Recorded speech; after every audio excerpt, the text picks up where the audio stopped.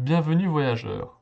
Aujourd'hui, je vous propose un petit timelapse dans lequel je vous montre comment j'ai réalisé cette illustration. L'idée m'est venue de faire de ce petit serpent le centre de l'illustration, après avoir vu sur Instagram une image représentant un bébé dragon devant la vitrine d'une boulangerie. J'ai commencé par dessiner le reptile, avec l'idée d'illuminer sa tête grâce à un rayon de soleil.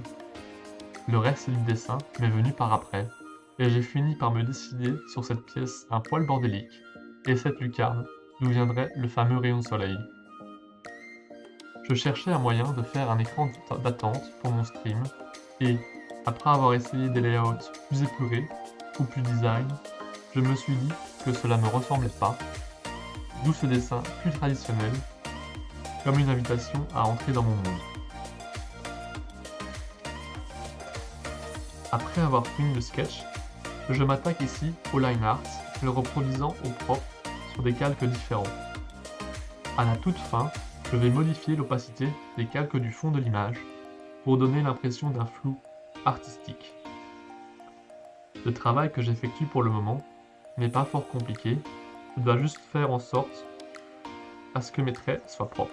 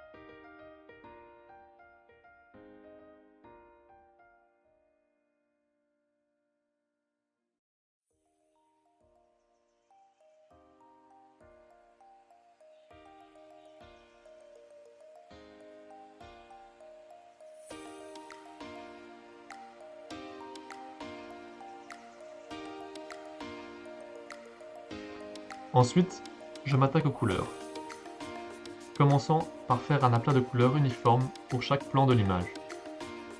Cela me permettra de pouvoir peindre les objets après avoir lock les calques. Une fois chaque calque établi, je pourrai y mettre des nuances plus sombres et plus claires.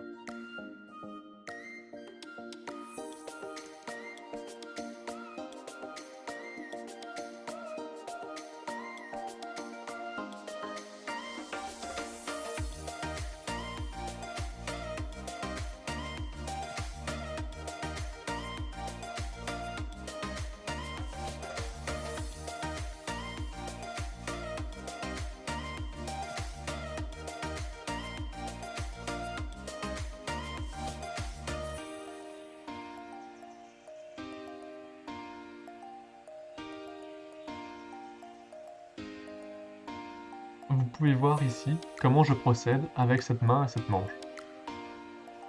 Je commence par y mettre des teintes plus sombres que je viens éclaircir par la suite avec les teintes plus claires, les highlights sur le pouce et la paume de la main.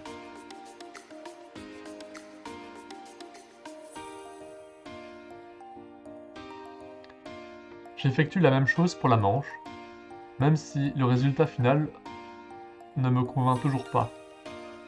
Heureusement, cette partie du dessin est plus ou moins dans l'ombre, donc je n'ai pas besoin qu'elle soit parfaite. Le processus est le même pour tous les éléments. Je choisis une couleur par objet, j'y mets quelques nuances et plus tard, je viendrai y ajouter les ombres. De nouveau, les ombres seront plus floues dans le fond et plus nettes à l'avant-plan pour donner une impression de profondeur et pour attirer la vue sur le serpent.